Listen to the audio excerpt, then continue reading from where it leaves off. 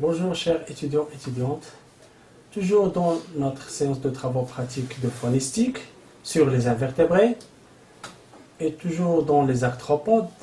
Pour cette troisième séance sera sur le sous-embranchement des mandibulates ou bien des antennates. On va voir deux classes, les myriapodes et les crustacés.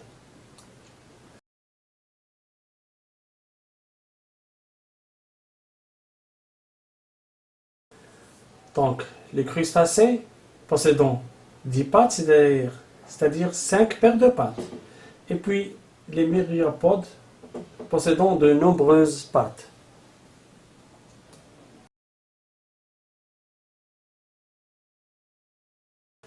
Le sous-embranchement des mandibulates est connu par l'absence des chélicères, possédant des mandibules, possédant 2 paires d'antennes, et on a 3 classes. La classe des crustacés, les myriapodes et les insectes.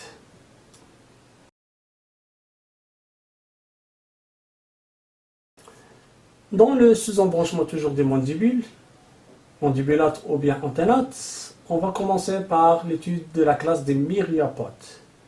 Les myriapodes, appelés mille pattes, ce sont des animaux à corps allongé et segmenté, pourvus de nombreuses pattes, sont composés d'une tête suivie de nombreux anneaux semblables, portant chacun une ou 2 paires de pattes. On a deux sections, la section de progoniates et l'opistogoniate.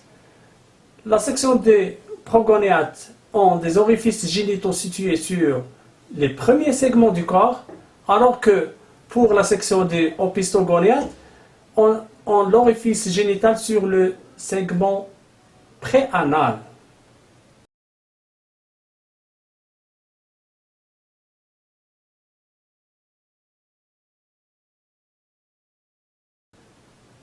Donc, pour la classe des myriapodes, on a 4 sous-classes. Les chilopodes, diplopodes, symphiles et poropodes. Dans la sous-classe des chilopodes, on a 4 ordres. Scolopendromorphes, lithobiomorphes, scutigéromorphes et géophilomorphes.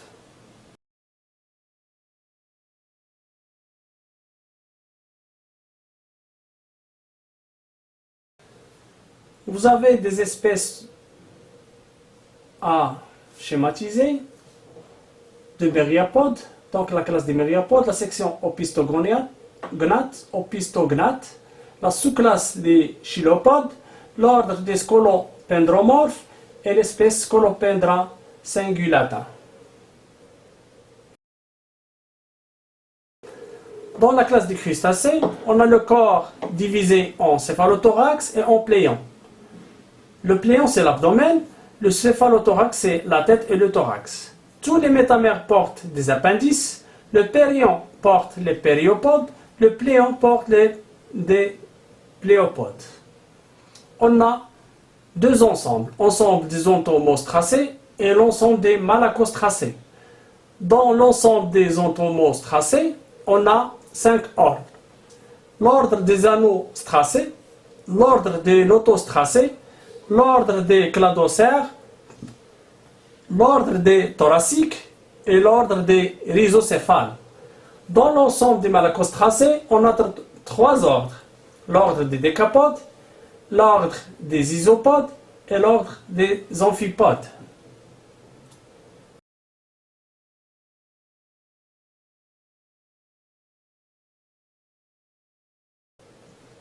Donc, comme on a dit, les 3 parties du corps d'un crustacé, on a l'abdomen qui est le pléon et le céphalothorax possédant la tête et le thorax.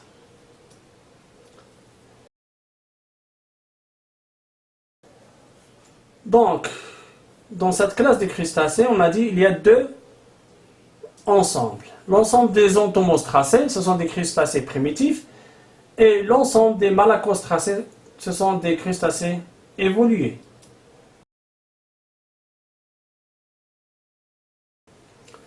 On va commencer par l'ensemble des entomoses tracés, c'est-à-dire les crustacés primitifs.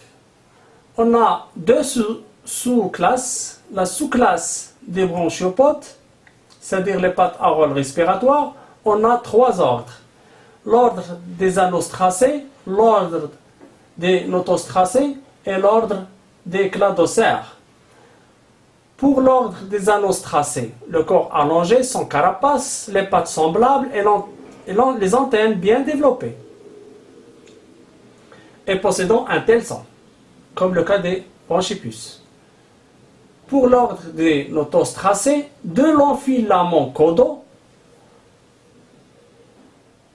comme le cas des lépidurus. Dans l'ordre des cladocères, carapace bivalve, possédant une carapace bivalve, des yeux coalescentes, qui sont coalescentes, et ce sont planctoniques.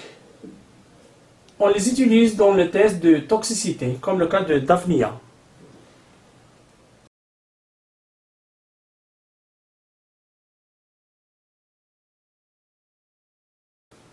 Toujours dans l'ensemble des entomostracés, c'est-à-dire les crustacés primitifs, on va voir la sous-classe des cirripèdes, c'est-à-dire qu'ils possèdent des pattes sécrétant des cires pour filtrer l'eau et capturer les proies.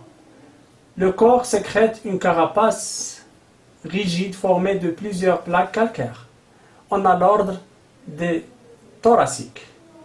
Deux sous-ordres. Le premier sous-ordre est de l'épadomorphe et le deuxième sous-ordre c'est balanomorphe.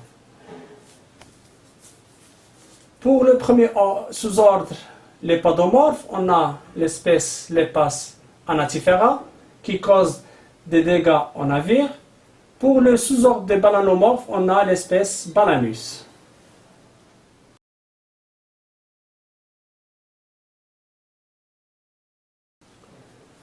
On a dit que les padomorphes vivent fixés au substrat grâce à un pédoncule, alors que les balanomorphes vivent fixés au substrat directement par la région céphalique. Donc ce sont les murailles ou bien plaques calcaires soudées sur le substrat, comme Balanus.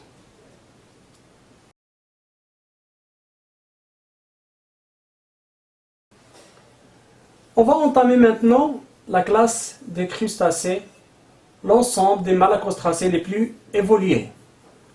Ce sont des animaux dont le corps est revêtu d'un exosquelette chitino-protéique, exocuticule, souvent imprégné de carbonate de calcium. Cette cuticule constitue un squelette externe peu extensible qui rend nécessaire le recours à des mues pour réaliser la croissance linéaire. Le corps se termine par un tel sang.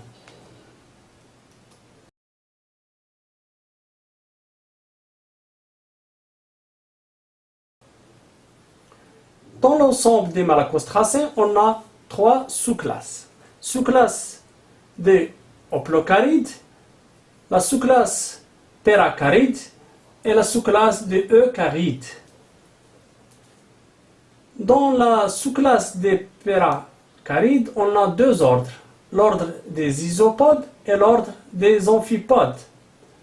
Pour l'ordre des isopodes, on a deux sous-ordres, flabellifères aquatiques, ce sont des parasites, et le sous-ordre des oniscoïdes terrestres.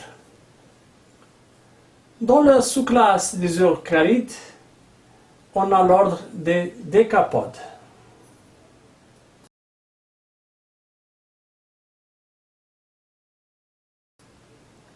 Donc on a dit pour la sous-classe des hoplocarides ou bien stomatopodes, la deuxième paire des périopodes développés forme des pattes ravisseuses, armées de longues épines. Pour la sous-classe des péracarides, on a dit qu'il y a deux ordres, isopodes et amphipodes. L'ordre des isopodes, on a les pattes semblables, le corps aplati, dorso-ventralement. Et ce sont des parasites, ectoparasites de poissons. L'ordre des amphipodes possède des pattes différentes, corps comprimé latéralement.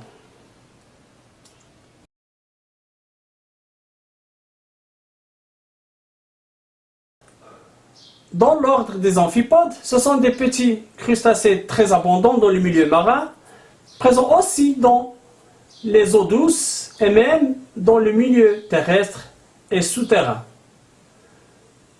L'amphipode signifie que les pieds sont différents et opposés, en raison des deux genres de pattes différents qui caractérisent ces espèces.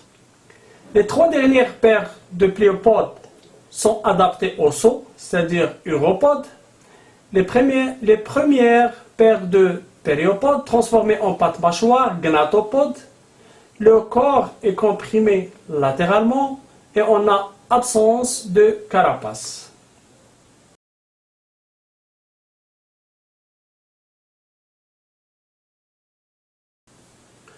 Donc, on peut observer les différentes parties du corps d'un amphipode, le céphalon, le périon et le pléon.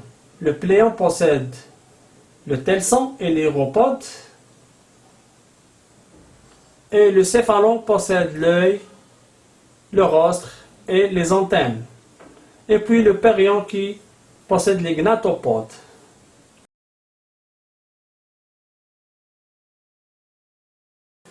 Dans l'ordre des décapodes, les décapodes possédant 5 paires de pattes, c'est-à-dire 10 pattes. Les 3 premières paires de périopodes sont des pattes mâchoires, c'est-à-dire des gnatopodes. Ce sont des animaux possédant une carapace et sont généralement comestibles, comme les crabes, les crevettes et langoustes et d'autres espèces.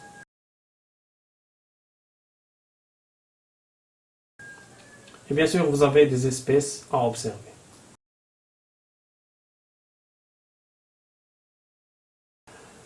Pour l'ordre des isopodes, les isopodes sont herbivores, ou bien détritivores, ou bien carnivores, ou bien même parasites.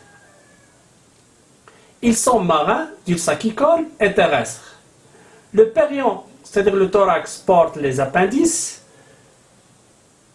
Leur relative similitude en taille et forme justifie l'appellation d'isopode, c'est-à-dire isosemblables et égales pattes. Ils ne possèdent pas de carapace.